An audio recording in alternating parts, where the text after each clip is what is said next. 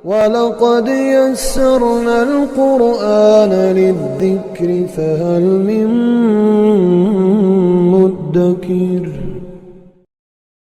اعوذ باللہ من الشیطان الرجیم، بسم اللہ الرحمن الرحیم۔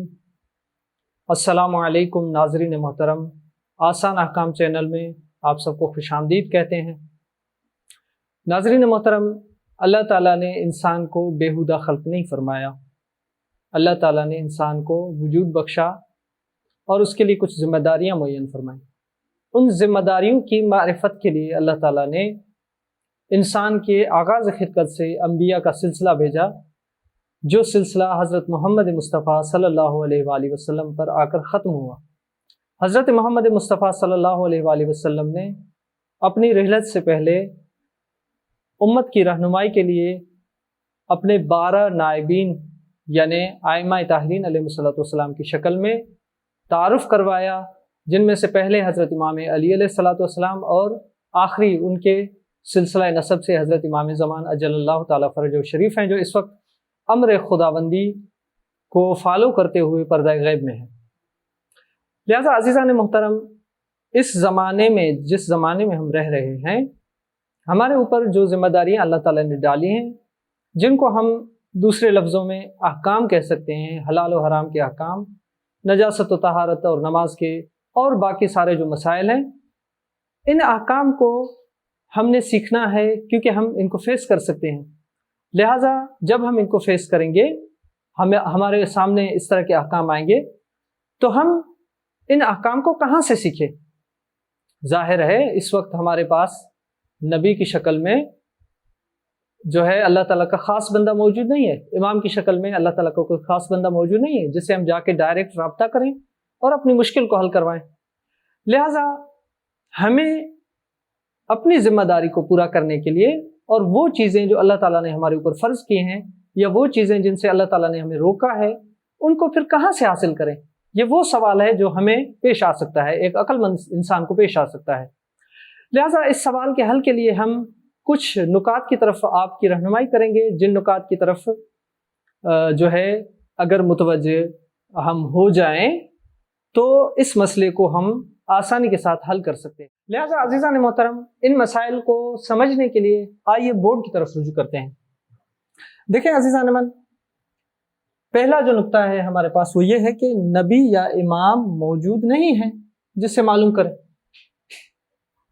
اب دوسرے مرحلے پہ آتے ہیں جس میں ہے کہ قرآن موجود ہے، قرآن کی شکل میں پیغمبر اسلام کا وہ عظیم معجزہ ہمارے پاس موجود ہے، ہر گھر میں موجود ہے، پر اس میں تو احکام اجمالی طور پہ ہیں۔ دیکھیں قرآن مجید ایک مکمل اور جامع کتاب ہے، اس میں نماز پڑھنے کا حکم دیا گیا ہے، روزہ رکھنے کا حکم دیا گیا ہے، البتہ بعض احکام کو بیان بھی کیا گیا کہ اس طرح آپ نے کرنا ہے، حج کرنے کا حکم دیا گیا ہے، زکوٰۃ دینے کا حکم دیا گیا ہے، صدقہ دینے کا حکم دیا گیا ہے، لیکن کیا ان کے شرائط کس وقت کرنا چاہیے، کیسے پڑھنا چاہیے، کتنی رکعتیں ہونی چاہیے، کون کون سی چیز نجس ہے، کس سے پرہیز کرنا چاہیے، کیا یہ سب چیزیں جدا جدا طور پہ قرآن مجید میں بیان ہوئی ہیں؟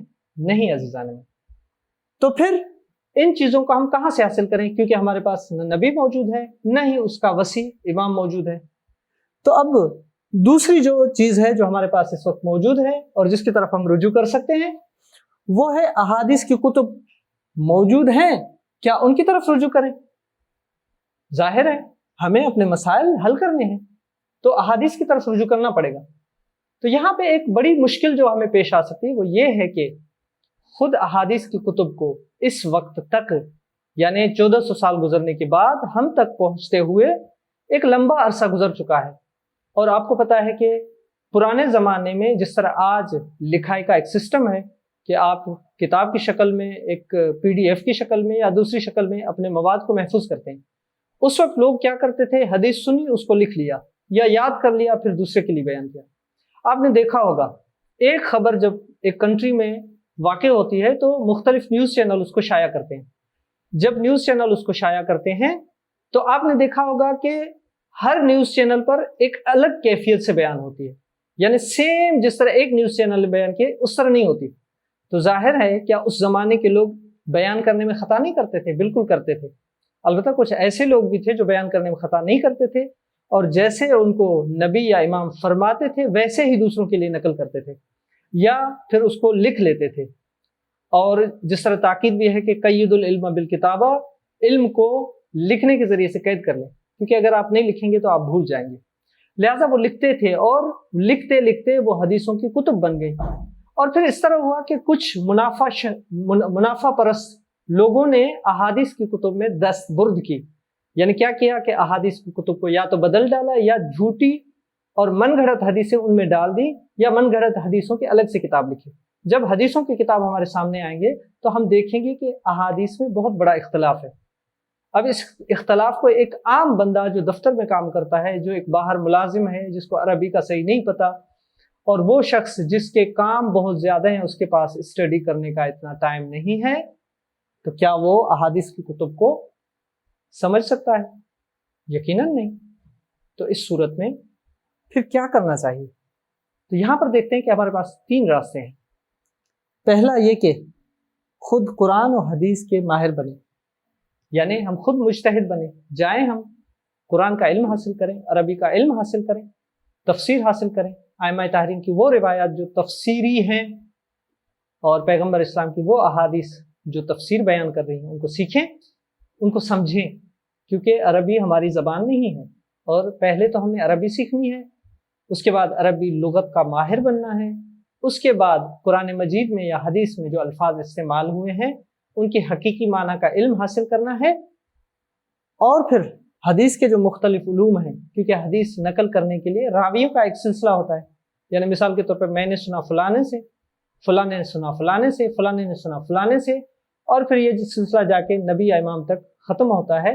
اس پورے سلسلے کے جو راوی ہیں، جو نقل کرنے والے ہیں، کیا وہ سچے ہیں سارے، یا اس طرح نہیں کہ ان میں سے کوئی ایک بیچ میں جھوٹا ہے تو ہم اس حدیث کو نہ مانیں۔ یا بعض اوقات اس طرح ہوتا ہے کہ 2 حدیثیں ہوتے ہیں، بظاہر اس طرح لگتا ہے کہ یہ حدیث اس کی ضدیت میں ہے، لیکن جب ایک انسان ماہر ہوتا ہے پھر ایک اور علم کا، جس کو فقہ حدیث کہا جاتا ہے یا درایت الحدیث کے نام سے بھی ایک علم ہے، ان چیزوں کا ماہر ہو جاتا ہے، تو پھر اس کو پتہ چلتا ہے کہ حدیث در حقیقت کس چیز کا حکم دے رہی۔ لہذا یہ والا راستہ بڑا کٹھن ہے، یعنی خود جانا، قرآن حدیث کا مکمل علم حاصل کرنا، ان کو سمجھنے کے جو تمام راستے ہیں ان کو جان لینا، اور پھر ان کو اخذ کرتے ہوئے خود اپنے لیے جو احکام واجب یا جو احکام ہمارے لیے حرام ہیں، جن کو انجام دینا حرام ہے، ان کو خود سیکھیں اور اس پہ عمل کریں۔ لیکن سب لوگ اگر اس راستے پر جائیں تو پھر دنیا کے بقایا کام کون کرے گا؟ آپ کی بجلی کون بنائے گا؟ آپ کے دفتر کون چلائے گا؟ آپ کی حکومت کون چلائے گا؟ آپ کے بچوں کو کون پڑھائے گا؟ آپ کے روڈ رستے کون بنائے گا؟ آپ کی کھیتی باڑی کون کرے گا؟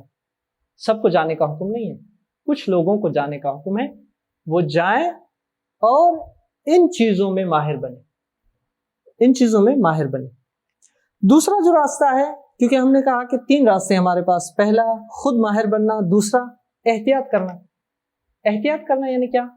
یعنی کم از کم ہم اتنے ماہر بن جائیں، یعنی یہ دوسرا مرحلہ ہے، پہلے مرحلے سے تھوڑا کم، اتنے ماہر بن جائیں کہ جہاں پہ دیکھیں کہ حرام میں پڑنے کا خطرہ ہے اس کام سے رک جائیں، اگرچہ کچھ حدیثوں میں اس کام کے کرنے کی اجازت ہو اور کچھ میں منع ہو، تو ہم اس سے رک جائیں، کیونکہ احتیاط یہی کہتا ہے کہ آپ کو جہاں پہ لگے کہ ہو سکتا ہے یہاں پہ کوئی منع آئی ہے تو ہم اس سے رک جائیں۔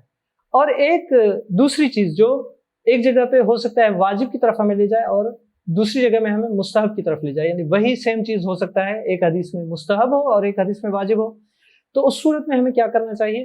اس صورت میں ہمیں اس کو واجب سمجھ کے انجام دینا چاہیے، اور یہ راستہ بھی مشکل ہے، کیونکہ اس کے برابر نہیں ہے، لیکن اس سے تھوڑا کم ضرور ہے، جو کہ تھوڑا مشکل ہے۔ اب آخری جو راستہ بچتا ہے ہمارے پاس، اور آسان بھی ہے، اور جس سے ہم آسانی کے ساتھ گھر بیٹھے یا اپنے کام کاج انجام دیتے ہوئے اس چیز کو فالو کر سکتے ہیں، وہ ہے کسی قرآن و حدیث کے ماہر کو فالو کریں۔ اور یہ راستہ آسان ہے، اور عوام کے لیے بہتر بھی یہی کہ اس راستے کو اپنائے، کیونکہ اس راستے کو جب اپنائے گی تو اس کو پھر سب کام چھوڑنے پڑیں گے، کیونکہ ایک کٹھن سلسلہ ہے، اس کو طے کرنا ہے اس نے۔